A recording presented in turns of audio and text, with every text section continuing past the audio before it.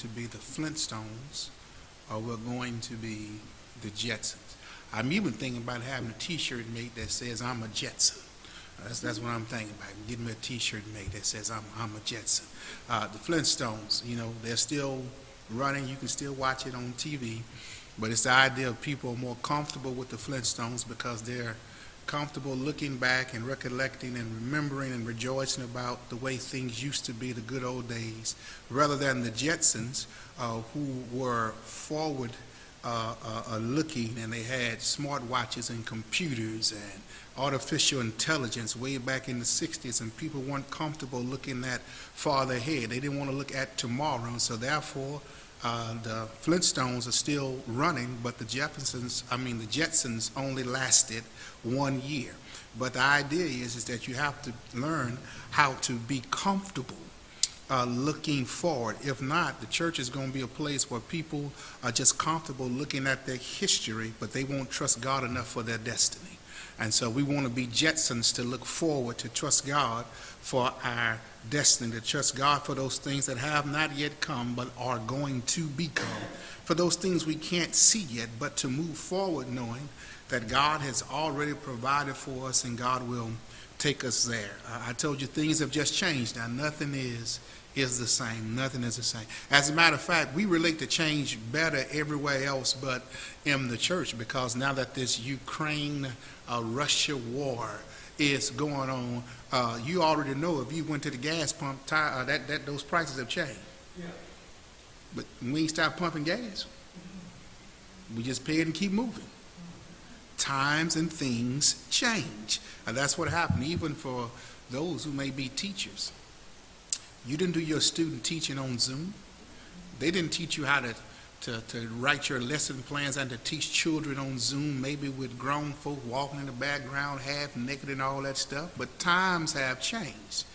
Even for us now, the schooling that we do have, the schooling that we're still getting, it's just like we've been trained to teach and preach to a church that doesn't exist anymore.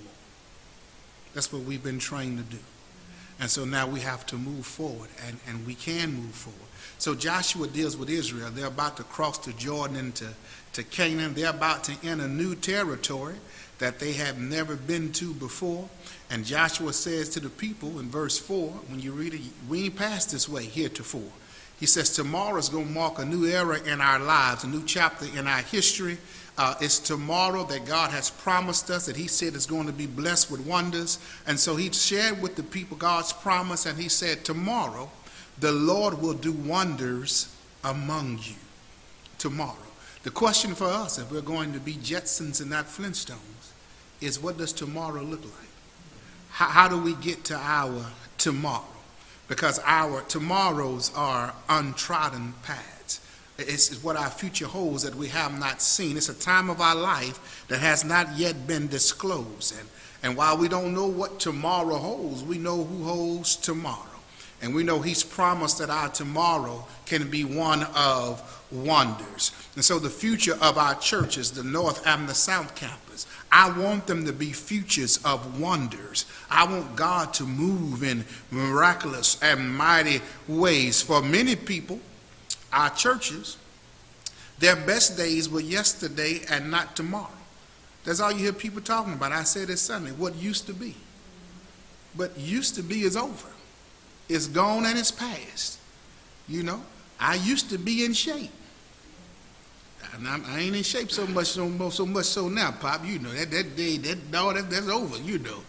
I used to could do. I can't do that anymore. And so the days of wonder are behind them, and they should be before them. The dreams of how it used to be, and not how it is going to be. We can't just listen. Our history helps propel us into our future, but it's not a place where we ought to get stuck and not want to move from.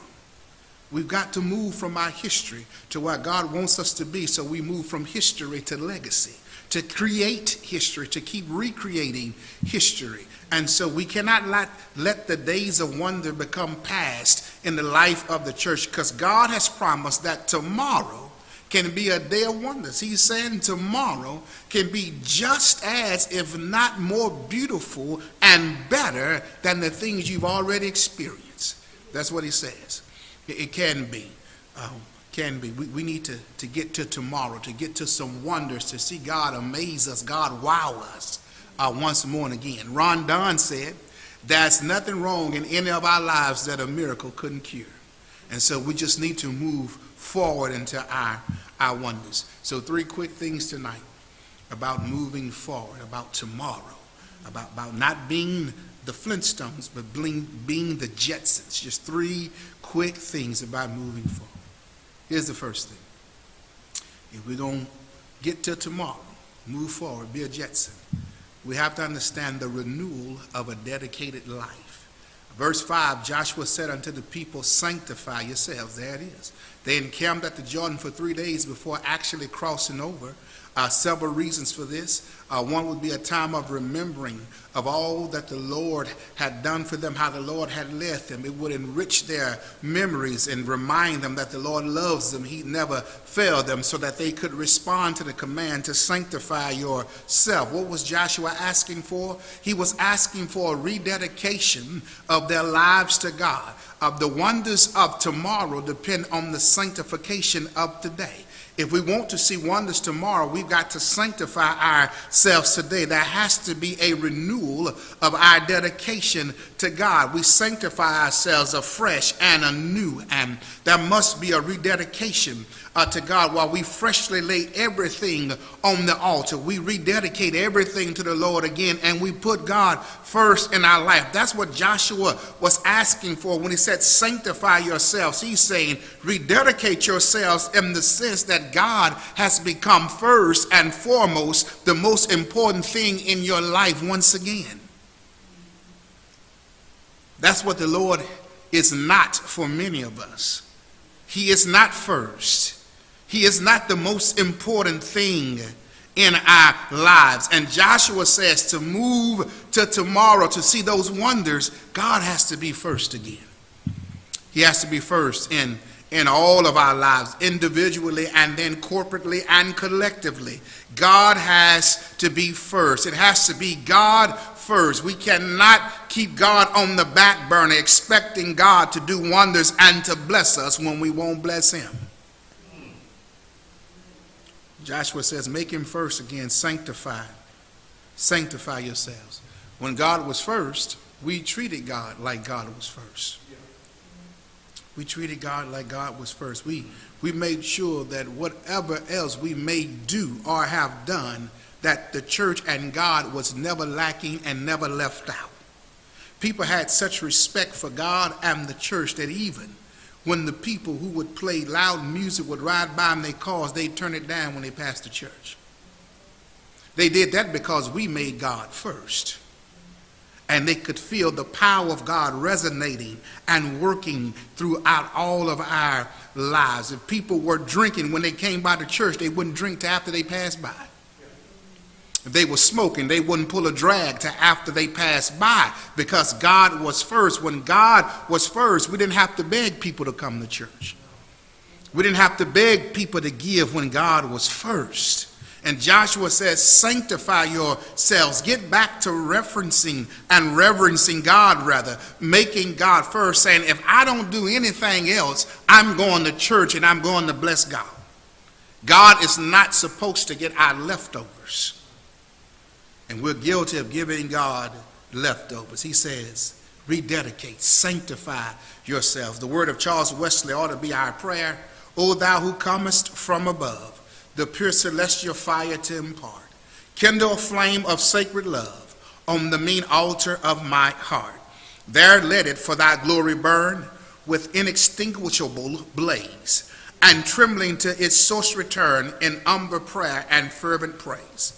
Jesus, confirm my heart's desire to work and speak and think for thee.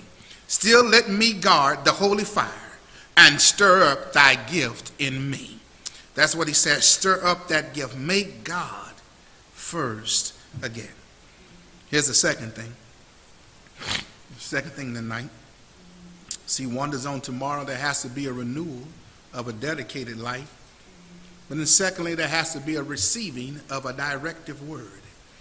Verse 3, that the people received their command. For a number of years, they had marched under God's command wherever they struck their tents, wherever they marched, wherever they pitched their tents again, was by the leadership of heaven. But this is a new era. New commands were now needed. New directions must be received. They would cross to Jordan. They had to get God's directive word. Verse 3 says, when you see, then ye shall. Verse 4, come not near it. Verse 5, sanctify yourselves. Verse 6, take up. Verse 8, when ye are come. New commands were received and new directions were shared. They could not rest on the commands of yesterday.